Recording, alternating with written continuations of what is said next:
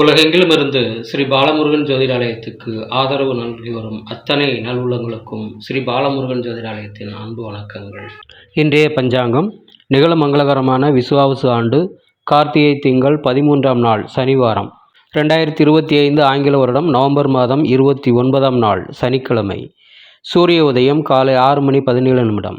திதி மாலை 6:03 வரை நவமி, பின்பு தசமி. நட்சத்திரம் இரவு 10:07 வரை பூரட்டாதி, பின்பு உத்திரட்டாதி. யோகம் அதிகாலை 5:52 வரை ஹர்ஷனம், பின்பு வஜ்ரம். கரணம் காலை 6:40 வரை பாலவும், பின்பு மாலை 6:03 வரை கௌலவம், பின்பு தைத்துளம். சந்திராஷ்டம நட்சத்திரங்கள் ஆயில்யம், மகம்.